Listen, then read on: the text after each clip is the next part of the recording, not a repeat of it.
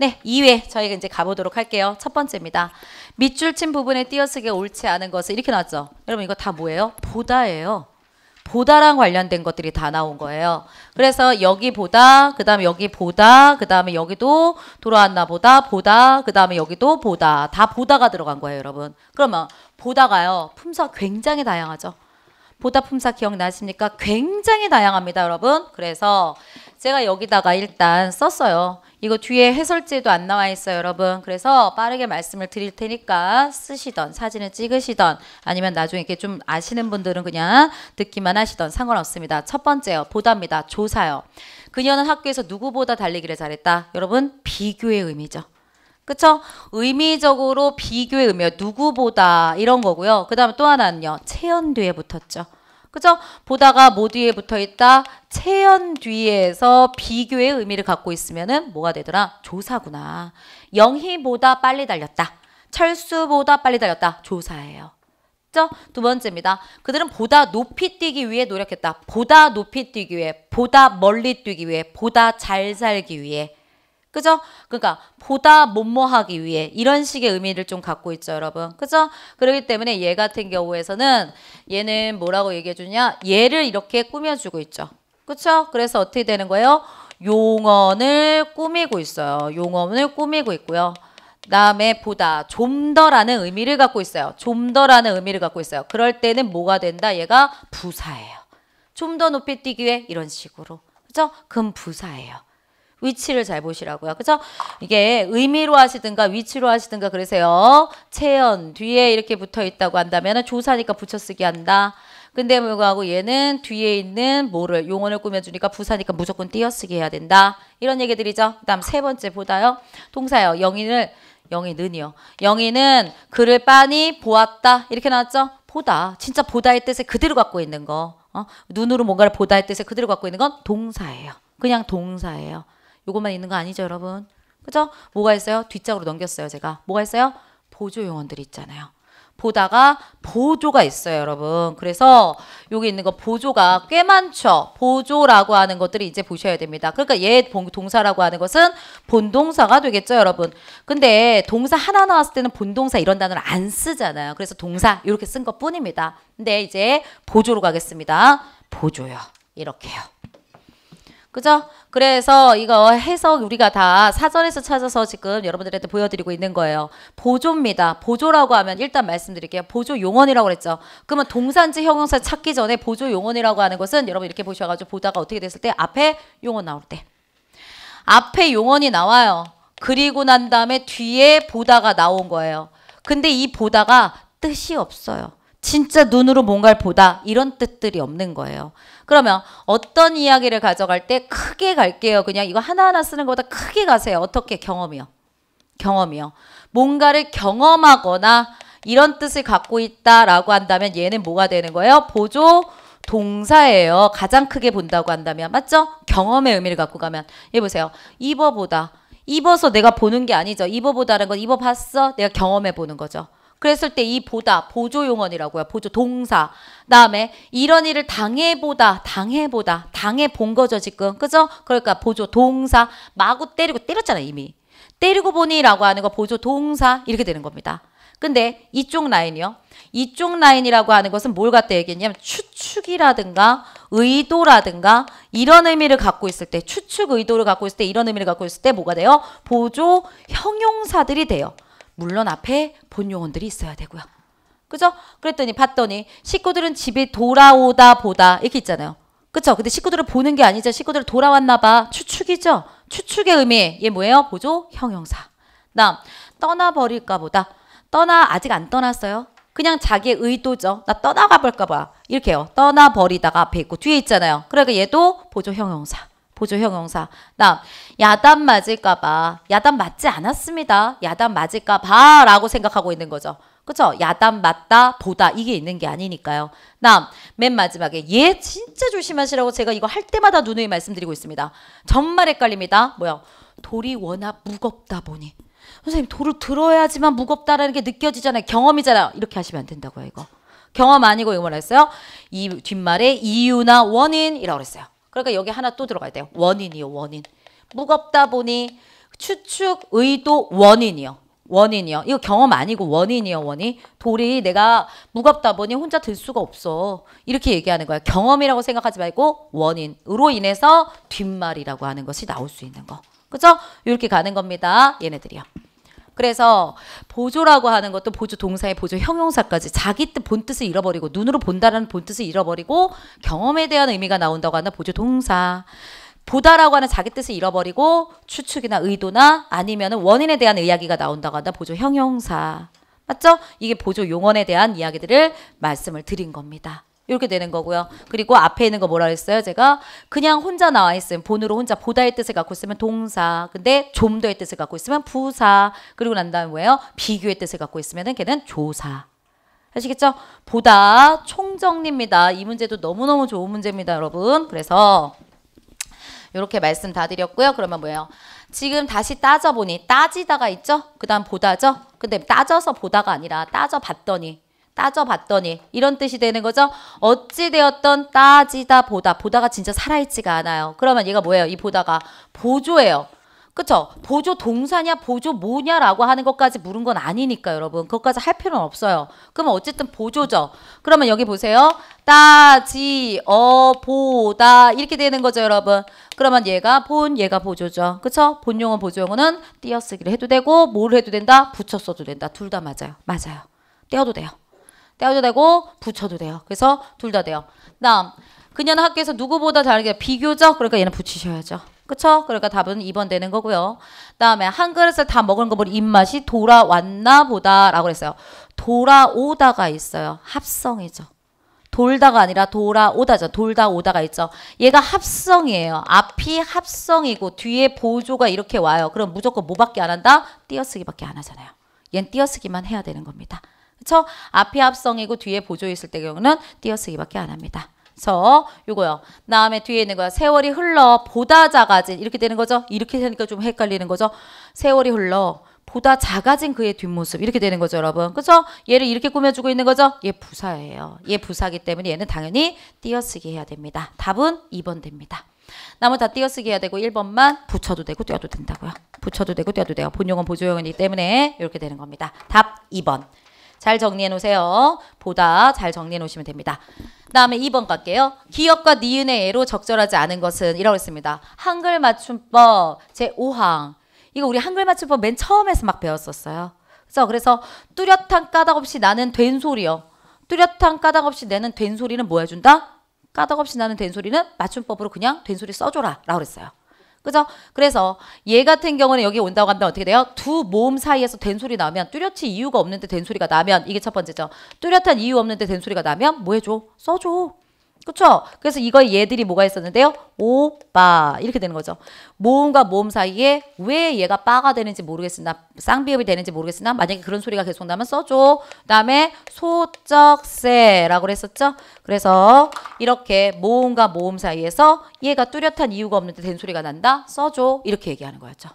그죠? 그다음에 두 번째 울림소리 뒤에서 된 소리가 나면 뚜렷한 이유 없이 된 소리가 나면 써줘. 이렇게 되는 거예요. 그쵸? 뚜렷한 이유 없이. 그러면 얘도 어떻게 돼요? 울림소리니까 나라 마음 이렇게 되죠? 마라 마음 뒤에 뚜렷한 된 소리가 뚜렷한 이유가 없이 된 소리가 나면 뚜렷한 이유가 있다는 건 뭐예요? 된 소리 되게요. 그쵸? 이유가 있는 거. 그런 게 아니라 어떤 조건이 경음한 조건에 들어가지도 않아요. 그런데 불구하고 그냥 어쨌든 된 소리로 사람들이 소리를 내요. 그럼 맞춤법도 그냥 맞춰서 써줘. 이 뜻이잖아요. 그쵸? 그래서 얘가 뭐가 있었어요? 뜻하다 이렇게 나온 거죠 여러분. 그래서 니은 뒤에 얘가 나오니까 그냥 이렇게 써줘 라는 거죠. 그랬더니 뭐라고 하시냐면 선생님 이거 사회소리요. 사회소리요. 니은 니을 미음 미음 뒤에 그대밥사조 나왔잖아요.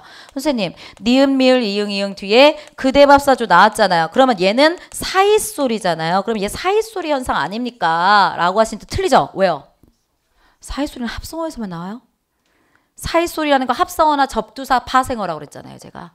그쵸? 사이소리라는 거는 합성어 아니면 접두사 파생어예요. 접두사 파생어.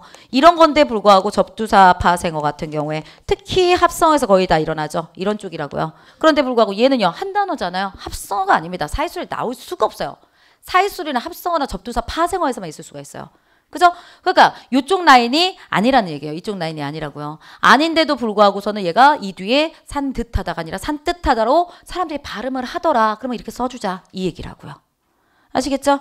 아시겠죠? 이렇게 가셔야 된다는 얘기들입니다. 그런데 이거 첫 번째에서 나왔었어요. 한글 맞춤법 첫 번째 수업이었어요. 이거 다. 그죠? 그런데 여기요. 반면 한 단어 아니라 하더라도 경음화의 규칙성이 적용되는 환경에서는 쓰지 않는다. 얘요. 말을 바꾼 거예요. 우리한테 말해주는 것과 말을 바꾼 거예요. 그러면 경음화의 규칙성. 여러분 경음화라고 하는 거 여러분 생각해 보세요. 어떤 거 얘기하는 거냐. 앞에요. 그대 밥 사줘 더하기 뒤에요. 그대 밥 사줘가 있을 때 얘가 뭘로 발음 나는 거예요? 끝에 밥 사줘로 발음 나는 게 경음화 현상이에요. 발음이 이렇게 되는 게 경음화 현상이고 경음화 현상이 된소리 되기잖아요. 그죠? 이렇게 소리가 나는 게 된소리 되기고 경음화 현상이라고요. 경음화 현상. 이럴 때에는 경음화 현상이요. 이럴 때에는 아무리 끝에 밥 사줘로 발음이 난다 하더라도 요걸로 써줘라 라는 얘기죠. 그죠? 그러면 얘를 이렇게 얘기해 볼까요? 역도 이랬는데 불구하고 아무리 역도 이렇게 발음이 난다 하더라도 그죠? 얘는 어떻게 해줘요? 경음화 현상에 의한 거에서 발음이 그렇게 되니까 얘는 그냥 요걸로 써줘. 이 얘기거든요. 이 얘기를 우리는 어떻게 배웠냐면요. 이렇게 배웠죠. 얘를 우리 쪽에서는 어떻게 설명을 했었느냐? 이렇게요. 기역, 비읍, 뒤에서. 그죠? 아무리 된소리가 난다 하더라도 된소리가 난다고 하더라도 된소리 표기하지 않는다. 된소리 표기하지 않는다. 이렇게 저희는 설명을 했었죠. 맞죠? 이거잖아요. 이거였잖아요. 그래서 어떻게 나왔었느냐? 요거랑 똑같다는 얘기예요. 결국적으로는. 똑같은 동일한 얘기를 이런 식으로 풀어냈다는 얘기죠. 그죠? 요거를 좀 지우고 정신없으니까 얘를 좀 지우고 말씀을 드릴게요. 그럼 뭐냐? 기역, 비읍 뒤에서 된소리가 난다 하더라도 된소리 표기하지 말라고요. 소리가 이게 난다 하더라도 어떤 거 있었어요? 우리가 싹이요. 싹이라고 하고요. 둑이요. 기역 뒤에 아무리 싹둑 발음이 난다 하더라도 싹둑 이거요. 뚝. 그쵸? 된소리 되기로 발음이 아무리 이렇게 싹둑으로 발음이 난다 하더라도 기역, 비읍 뒤에는 뭘로 해준다? 디귿으로 써줘. 우린 이렇게 배웠죠. 이거를 이분은 이런 식으로 이 문제 낸 사람은 이런 식으로 문제를 냈다는 얘기죠. 똑같은 얘기라고요. 그죠? 요 조건들입니다. 그러면 뒤로 갈게요. 요로 가가지고 쭉 얘기하면요. 기역, 비읍 뒤에서 아무리 된소리가 난다 하더라도 된소리를 쓰지 마 라는 거죠. 이건 니은하고 관련된 얘기죠. 이 니은이요. 맞죠? 근데 얘예요. 니은, 니을, 미음, 이응이죠. 그러니까 기역, 디귿이 아니라 니은, 니을, 미음, 이응 뒤에 뭐예요? 얘네가 나온다고 한다면 얘네가 이 소리가 나오면 발음상 이게 나온다고 한다면 이렇게 써줘 라는 거잖아요. 여러분. 맞죠? 이건 몇 번째? 두 번째 거였잖아요. 그쵸? 두 번째였거라고요. 그러니까 니은 부분이 아니라 여기서 여기 첫 번째 기역, 뚜렷한 까닭이 없이 나는 된소리 요게 전체 요걸 얘기하는 거기 때문에 여러분 얘는 기역하고 관련된 얘기고 뚱으로 가야죠. 나면 나는 대로 써줘 라고 그랬으니까 뭉뚱그리다 얘가 맞다고요. 니은도 아니고 기역 부분이고요. 발음 여기는 모음과 모음 사이에서 날 때는 나는 대로 써줘. 오케이. 다음에 니은, 니을, 미음 뒤에 난다고 한다면 나는 대로 써줘. 오케이. 다음에 니은, 니을, 미음, 니은 뒤에 얘네가 나타난다고 한다면 발음이 이렇게 된다고 한다면 이렇게 써줘. 네, 오케이. 기역이죠. 기역이고 뭉뚱거리다예요. 답 3번 되겠습니다. 잘 정리해 놓으시기 바랍니다. 말을 바꿨다라는 것밖에 안 돼요. 말 바꾸기밖에 안 되는 겁니다. 봐놓으시고요. 3번입니다. 밑줄 친 부분의 어휘가 옳지 않은 것들을 얘기해 주세요. 라고 했습니다. 어휘 틀리시면 안 돼요. 어휘 틀리시면 안 됩니다. 지금 그랬을 때 여기 볼까요? 답 2번입니다. 겸연 적다요. 여러 번 반복해서 말씀드린 거예요. 겸연 적다. 그 다음 행망 적다, 객 적다 같이 쓰세요. 적다로 나오는 이 세 단어가 가장 유명하죠. 그쵸? 겸연 적다. 좀 창피하다. 이런 소리로 겸연 적다가 있죠? 겸연 적다, 행망 적다, 객 적다. 적다예요. 적다. 적다. 됐죠? 그래서 답 2번 되는 겁니다. 그 다음에 넙죽한이라고 하는 거 있죠? 여러분 이거 잘 보셔야 돼요. 넙죽하다가 있고요. 넙죽하다. 그 다음에 넓적하다가 있어요. 이거 어디서 밖에요? 막 죽여야 막 이러면서 이렇게 막 말했었어요. 제가 예전에 첫 시간에 거의 첫 시간에 뭐야? 그래 비읍 니을 비읍의 발음이요. 그죠? 그리고 얘와 함께 라인에 같이 가는 게 뭐가 있으냐면 팝다 넓다. 그 다음에 뭐 있었어요? 넓둥글다 이랬죠. 그래서 얘네는 어디서 나오는 거냐? 얘네는 바로 리을 비읍인데 불구하고 특이하게 예외적으로 뭘로 발음하는 애들? 비읍 발음이 나는 애들. 예외적으로 비읍 발음 나는 애들이죠. 그죠? 그래서 얘는 넙죽하다, 넓적하다, 밥다, 넓둥글다. 맞죠? 발음 어떻게 되는지 아시죠? 그죠? 그런데 여기서 조심하셔야 되는 게 있죠. 넙, 찍, 하, 다.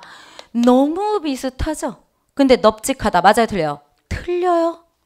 얘 틀려요? 이렇게 가지 않아요? 얘 뭐라고 가요? 널찍하다. 그럼요. 널찍하다 이렇게 가야 됩니다. 왜 겹받침을 쓰지 않고 이렇게 쓰는데요? 이거는 이유가 없어요. 그렇게 많은 사람들이 관용적으로 쓰기 때문에 써라 이렇게 나와 있다고요.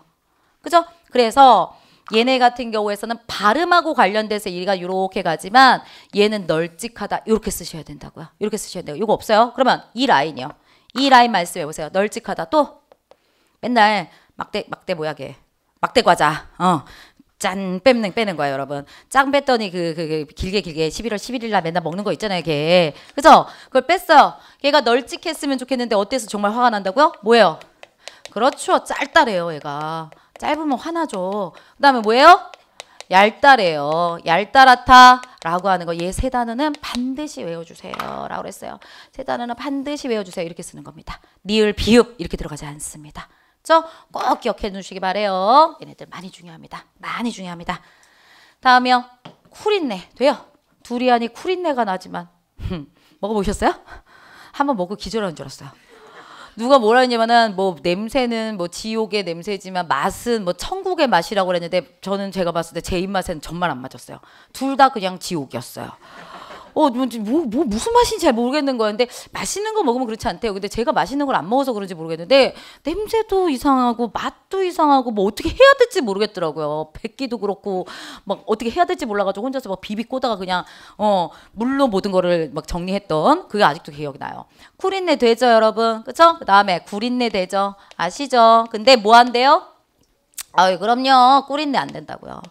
꿀인내 안 돼요. 꿀인내요. 그쵸? 굴인내, 쿨인내 되지만 꿀인내 안 돼요. 쌍기역 안 돼요. 꼴인내 안 돼요. 그쵸?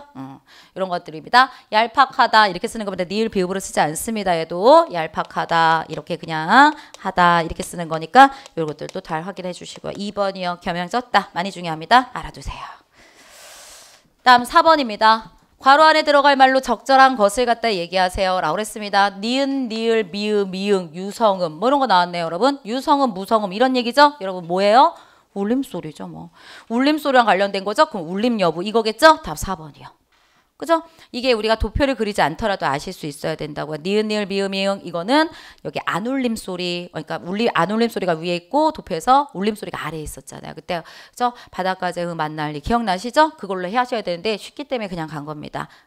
나머지요. 입술의 모양에 의해서는 평순과 원순을 우리가 나눠주죠. 옆에다 좀 써 놓으시고요. 나중에 봐주세요. 이렇게 하고요. 혀의 높이에 의해서는 고, 중, 저, 모음, 모음하고 관련된 얘기들을 이쪽으로 씁니다. 다음에 색이라고 하는 것은 예사소리, 된소리, 그 다음에 거센소리 이쪽으로 가는 것을 이렇게 쓸 수 있습니다.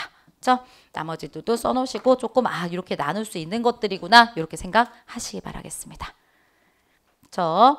2번 허야 높낮이 그 다음에 예사소리, 된소리, 거센소리 예사소리, 된소리, 거센소리 되시겠죠? 5번입니다. 어법에 맞는 것은 여러분 어법은 어휘 다음 어법 그러니까 어휘 다음 띄어쓰기 다음 호응 이런 것들 다 보시라고 그랬죠. 1번이고요. 2번이 어려웠죠. 까무라치다. 틀려요. 까무러치다. 까무러치다. 이야, 좀 치사하죠? 까무러치다. 외워야 돼요. 외워야 되는 것들이에요. 자, 다음에 얘는 아셔야 돼요. 이거는 와가 나왔죠, 여러분? 와가 나오죠. 이건 분명히 와가 나오는 이 순간 딱 보시면요. 뭐예요? 호응 구조예요. 뻔해요. 그래서 안전의식 재고를 마련해야 된다. 여기 늘 이거 조사부터 시작해서 뒤에 거를 같이 가져가는 거라 했죠. 와가라고 한다면 안전의식 재고를 마련해야 된다. 말이 되지 않아요. 의식 재고를 마련해요. 재고를 마련한다는 말이 어디 있어요? 없죠? 그러니까 어떻게 해야 돼요? 안전의식을 재고하고 그다음에 정부는 대비책을 마련해야 된다. 이런 식으로 이 와들을 빼버리셔야 된다는 얘기죠. 그래서 이렇게 정리를 해주셔야 된다라는 얘기입니다. 맞죠? 이 와라고 하는 거 잘 보셔야 됩니다. 뒤에 있는 말에 조사부터 시작해서 서술어 부분 자체를 다 가져가는 거기 때문에 여기 와를 빼시고 여기 서술어부터 아니 여기 조사부터 시작해서 서술어를 넣어줘서 맞는지 안 맞는지 꼭 확인해 주셔야 됩니다. 아시겠죠? 요것들이 맞습니다. 그다음 오늘 아침 국도에서 추돌 사고가 발생하다. 사고가 발생하다. 그다음 주어가 없으니까 사고가 신속하게 병원으로 옮겨져 큰 인명피해는 없었다. 말도 안 되죠? 옮겨져요. 사고가 옮겨지는 게 아니죠. 뭐가 들어가야 돼요 여기에. 그쵸? 그때 부상자들은 신속하게 병원으로 옮겨져. 이런 것들이 들어가야죠. 여기 들어가지 않았기 때문에 말이 되지 않는다고요. 그렇기 때문에 답은 1번 됩니다. 이거 아마 3번하고 4번 하셨을 것 같은데 1, 2번에서 고민하셨을 거예요. 1, 2번에서. 그래서 까무라치다가 되는 것 같고 그다음에 여기 위에 봤을 때 이제 별별 생각이 다 나는 거죠. 뭐 펄을 걷어 붙이고 그건 좀 아닌 것 같아. 그건 붙이고 나서면 안 되나? 뭐 별 생각을 다 하게 되는 거죠. 아주 신기하더라고요. 맞습니다. 첫 번째 거요. 알아두세요. 여러분 장애인이란 단어 씁니다. 장애우 쓰지 않습니다. 왜 안 써요? 우라고 쓰지 않습니다. 우는 뭐예요? 친구예요. 그쵸? 나보다 높은 사람한테 친구라고 할 수 없어요, 여러분. 그쵸? 그러니까 장애인 이렇게 말하면 되는 거지 우라고 하는 얘기를 굳이 쓸 필요는 없다라는 겁니다. 그쵸? 다 이렇게 모아가지고 장애우들한테 잘해줘야 돼. 그럼 친구한테만 잘해준다는 건 아니잖아요. 그죠? 그러기 때문에 우를 사용하지는 않습니다, 여러분. 그건 잘못된 거예요. 그다음에 6번입니다. 이 6번이 개축일기예요. 근데 개축일기를 여러분들이 잘 모르시는데 두 명에 대한 이야기예요. 임목대비. 대미와 그 다음에 광해군의 이야기입니다. 광해군의 이야기입니다. 그래서 역사적으로 좀 아시면은 되는 부분이 있죠. 이랬을 때 임목대비가 아들을 낳았어요. 임목대비가 굉장히 늦게 결혼했잖아요. 중전마마가 일찍 돌아가셔가지고 그래서 늦게 선조가 결혼을 했잖아요. 그랬는데 불구하고 정말 젊은 여자분 한 분이 들어오신 거예요. 옛날에 왕들은 여러분 몇 세까지만 왕비가 될 수 결혼해서 들어온 사람들은 중전마마나 세자빈이 될 수 있는 최고의 나이는 15이나 16이래요.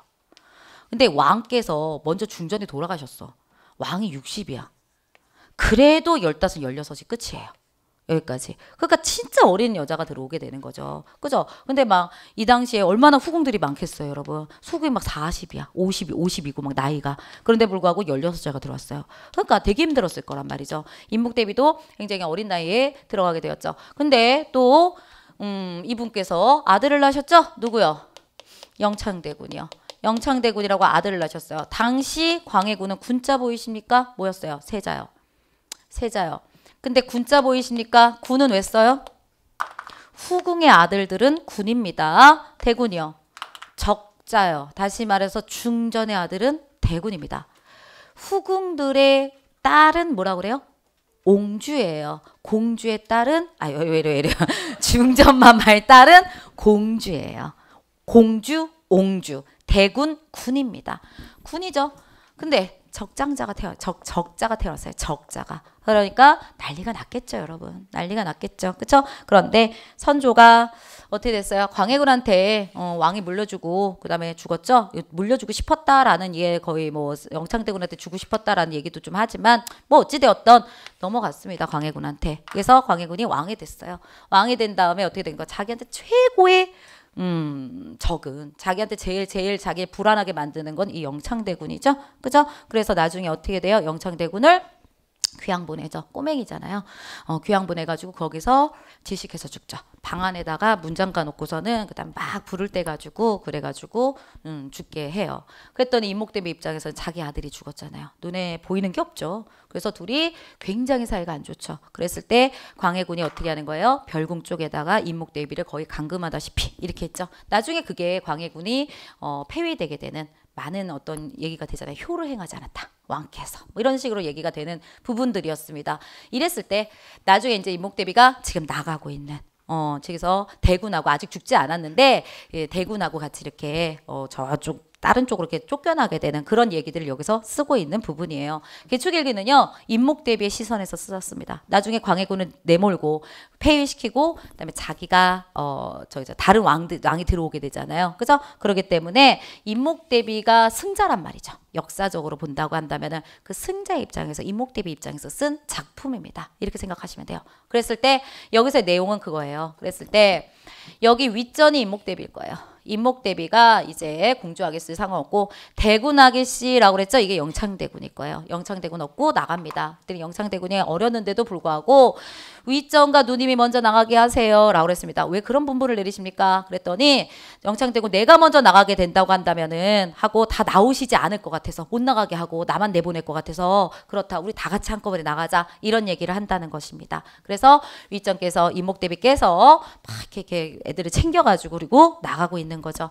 그리고 난 다음에 인목 대비가 얘기하는 겁니다. 뭐라 했으냐면은 어떻게 했어요?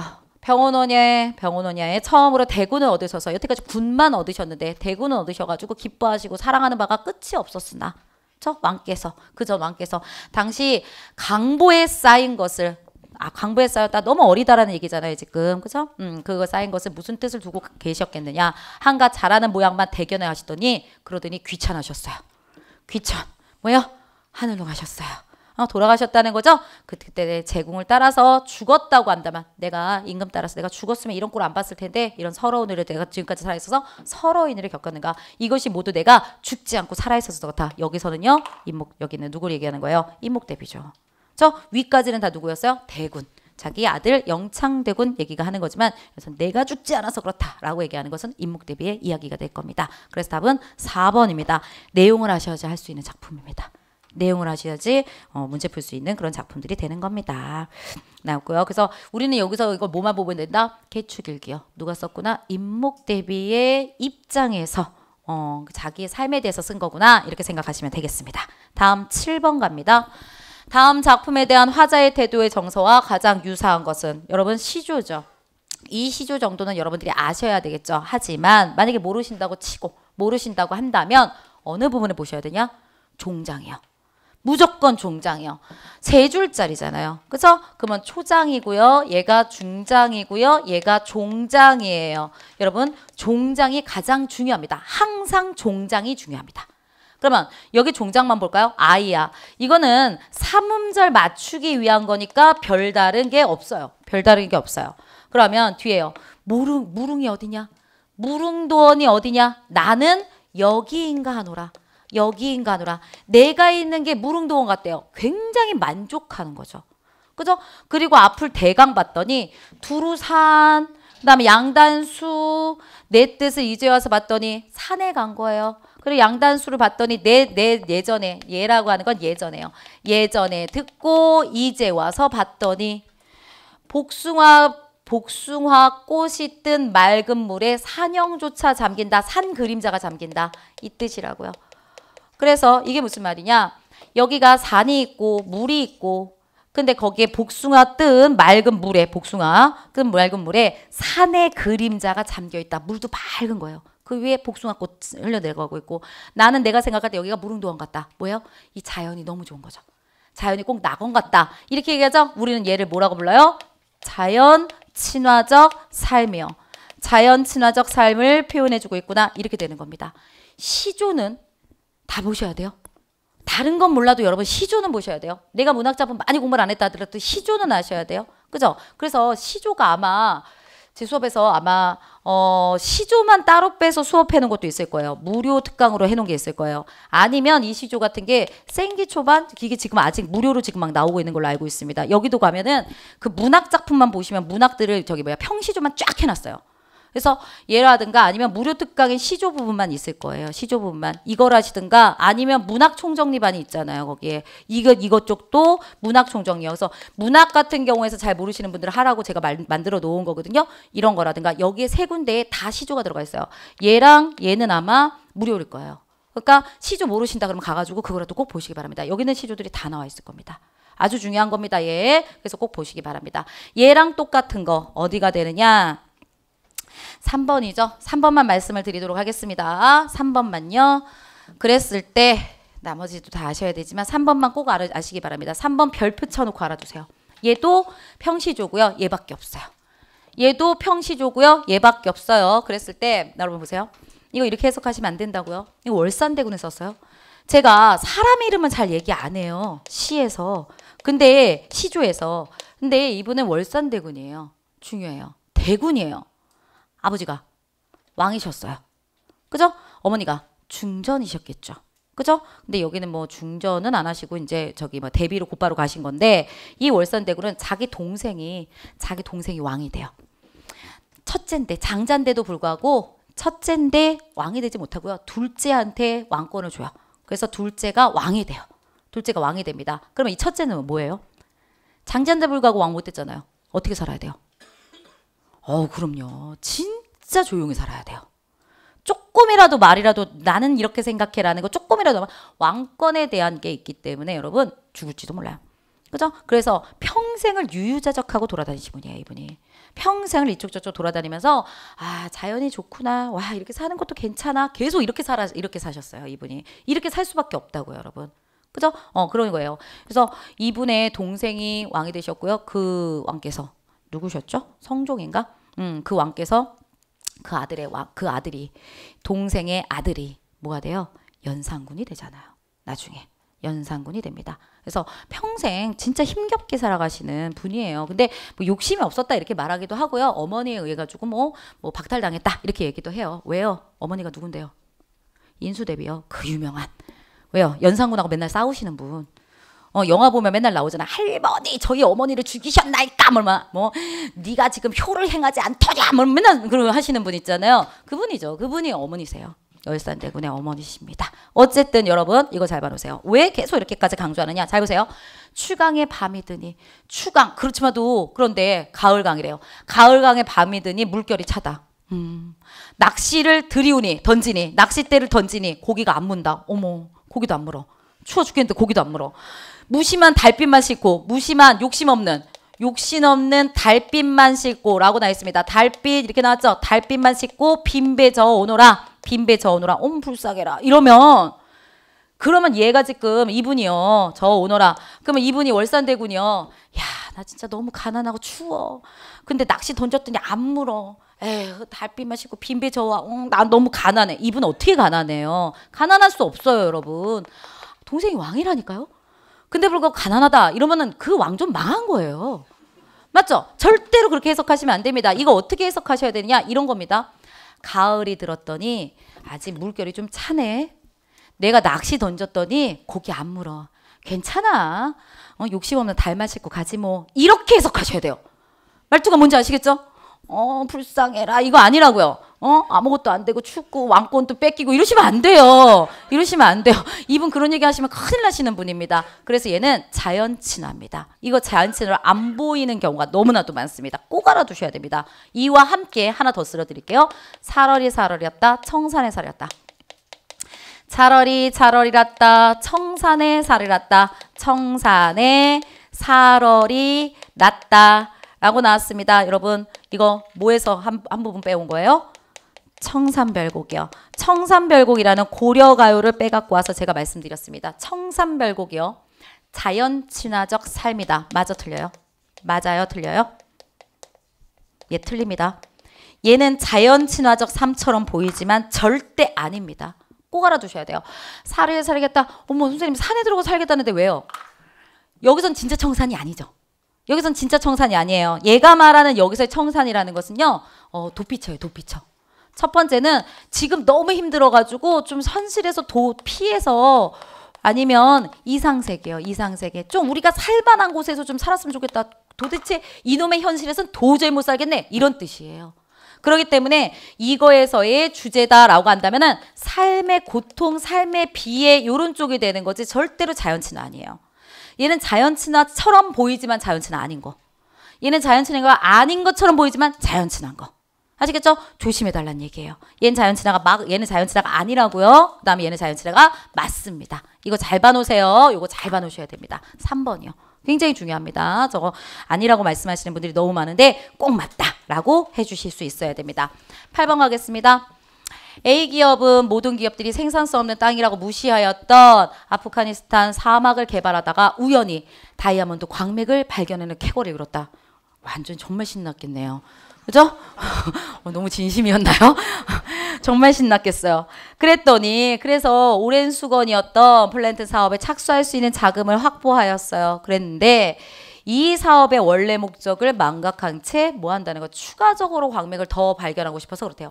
뭔가 이렇게 발견돼서 그걸로 만족하지 못하고 더 뭔가를 받았으면 좋겠다라고 얘기하는 거죠. 끝없는 욕심 이런 거 얘기하고 있습니다. 답은요 2번 됩니다. 그렇죠? 이거는 한자성어입니다. 등록망촉 이렇게 되는 거죠. 그래서 이게 뭐라 했었어요? 록이라고 하는 지역을 얻었더니 촉이라고 하는 곳을 바란다. 그래서 등록망촉이라고 하는 게 끝없는 욕심 이런 것들을 얘기한다. 나머지 부분들은 지금 뜻들이 해설지에도 나와 있고 하기 때문에 여러분들이 확인하셔가지고 보실 수 있으면 됩니다. 격화소양 좀 잘 봐놓으시라 했죠. 그리고 여기는 너무 착하게 한글 줬어요. 한글 안 줘요. 한글 안 줍니다. 그래서 격화소양 읽을 수 있어야 되고요. 등록망촉 읽을 수 있어야 됩니다. 여러분 거기까지 공부하셔야 돼요. 그죠? 한글을 주는 경우는 지금 거의 없어지고 있습니다. 그렇기 때문에 알아두실 수 있어야 됩니다. 자기 줄을 자기 몸에 올가 묶는다. 이런 뜻은 자슴자박 알아두시고요. 9번 가겠습니다. 다음 글에 고쳐쓰기에 대한 설명으로 적절하지 않은 것을 얘기하세요. 라고 나와 있습니다. 여러분 보자마자 하나 알으셔야 돼요. 텔레비전. 이거요. 틀렸죠? 이걸로 가야죠. 그런데 2번에서 고쳤어요. 그죠? 왜요? 여기는 지읒하고 치읒은 뭐와 함께 올 수 없다? 이중모음, 야여, 요요. 물론 이중모음 다른 것들도 많지만 얘랑 올 수 없다. 외래어 표기법의 가장 기본이죠. 그쵸? 얘와 함께 사용할 수 없다라고 그랬습니다. 사용할 수 없다. 그래서 야여, 요요는 다 아, 오, 우 이걸로 사용해야 되는 거죠. 그죠? 그래서 텔레비전 이렇게 돼야 됩니다. 얘 맞고요. 그 다음에 두 번째 회화의 변화를 이끌어 라고 그랬습니다. 근데 고쳐놓은 거 봤더니 인식의 변화를 이끌어 이렇게 돼 있네요. 그죠? 그런데 여기 아래 봤더니 뭐예요? 전반적인 보급은 회화에 커다란 영향을 미쳤다.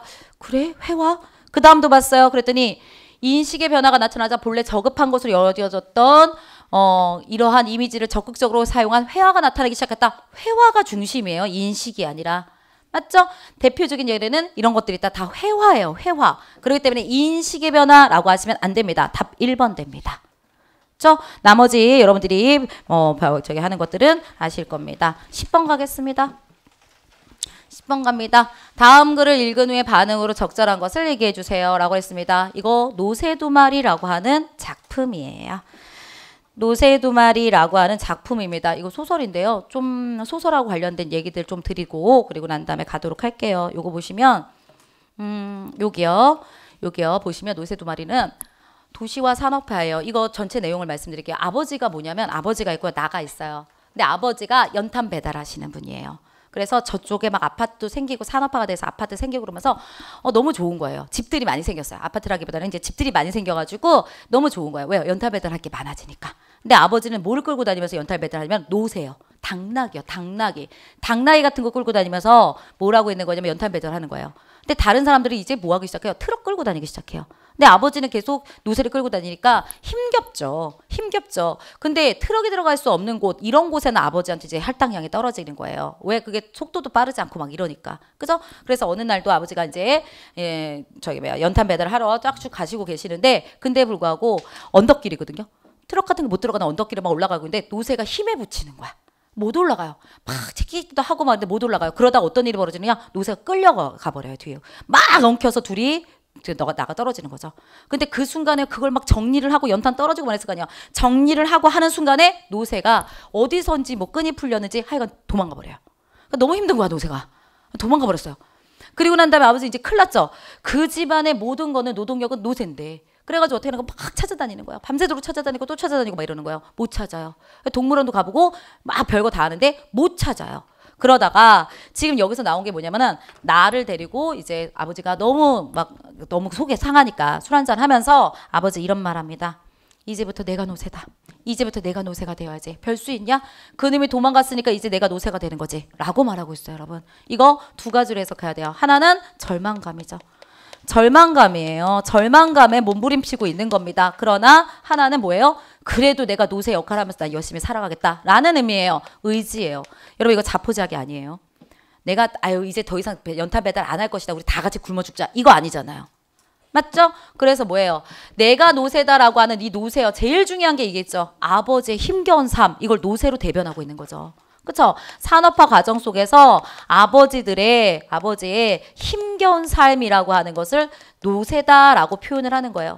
근데 이 얘는 이 나라고 하는 애는 지금 애기예요. 그러니까 상황 파악이 안 돼. 그래서 뭐라고 하냐면은 그렇게 말하는 아버지가 무섭지 않았다. 그러면서 형들이나 나는 노새 새끼고 어머니는 암노새고 할머니는 어미노새고 나도 아버지를 따라 히히 하고 웃었다. 정신없죠. 그렇죠? 애가 아직 뭐 파악이 안 되는 거죠. 그러니까 얘는 뭐예요? 나 노새인가 봐 하면서 웃는 거예요, 지금. 그렇죠? 해학성 이런 것들이 좀 보여지고 있습니다. 이러다가 어떤 일이 벌어지게 되는 거냐? 이랬어요. 그리고 나한테 집에 왔어요. 그랬더니 어머니가 왜 지금 오냐고. 막 그런 거야. 우리가 왜? 그랬더니 빨리 경찰서에 가보라고.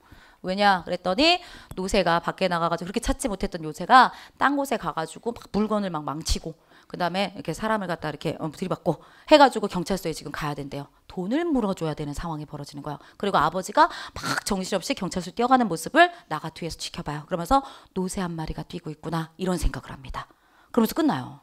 되게 기분 찝찝하고 그죠? 왜 아시죠? 감정이 나 노새 같은 느낌 그런 느낌이 들어요. 이게 여기서의 내용입니다. 산업화 도시화 과정 속에서 힘겨운 삶을 살아가는 사람들 이런 이야기를 해주고 있구나 이렇게 생각하시면 됩니다. 그랬을 때 나는 비관하지 않아요. 지금 유년 시절이어가지고 아직 상황 파악이 안 돼요. 아버지 자포자기 아닙니다. 절망감을 가지고 있는 건 맞으나 자포자기는 아닙니다. 그 다음에 노새가 도망갈 것이 오히려 전화위복 아니요. 지금 답답하잖아요. 듣기만 해도. 거기 가가지고 그거 어떻게 물어줄 거야 진짜. 다음에 고단한 삶을 사는 아버지를 상징한다고 볼 수 있군. 네, 여기가 맞습니다. 그래서 답은 4번 됩니다. 네, 여러분 오늘이요. 여기까지만 할 겁니다. 제가 어떻게든 2개를 다 해보고 싶었는데 요거 좀 넘어가면 첫날이기 때문에 더 많이 하는 건 별로 아닌 것 같고요. 그래서 여기까지만 하고 말씀을 드릴 거예요. 아마 다음 주에는 오리엔테이션도 없고요. 저희가 그다음에 곧바로 들어가서 말씀을 드려야 될 것들이고 이러기 때문에 그 시작하자마자 나머지 10개를 제가 해설하고 그다음에 2개까지 풀면 될 겁니다. 충분히 될 수 있으니까 그건 걱정하지 마시고요. 여러분 오늘 했던 것들 잘 정리해 주시기 바랍니다. 그래서 공부 꼭 해주시고요. 오늘 한 거 꼭 집에 가가지고 내가 어느 부분 저기 뭐죠? 취약점인지 확인하셔가지고 꼭 공부하셔가지고 점수 나올 수 있게끔 이렇게 해주시면 되겠습니다. 그리고 저희가요 한자 수업은 오늘 안 해요. 오늘 일찍 오신 분들이 몇분 계신 것 같은데 한자 안 합니다. 다음 주 금요일 날 9시 아침 9시부터 하게 되겠죠. 그래서 한자반 지금 개설되어 있습니다. 2석인가 1석인가 선착순 마감인데 2개인가 1개인가 남아있는 것 같더라고요. 어쨌든 그렇습니다. 다음 주부터 한잔 시작하니까 여러분 하루에 한 200개 정도 이 정도 외우게 될 겁니다. 그것도 여러분들이 잘 정리하셔가지고 시간 맞춰 오시면 될 것 같습니다. 네, 우리 한 4시간 동안 수고하신 모든 분들 정말 수고했다는 의미로 박수 치면서 오늘 수업 마치도록 하겠습니다. 여러분들 감사합니다.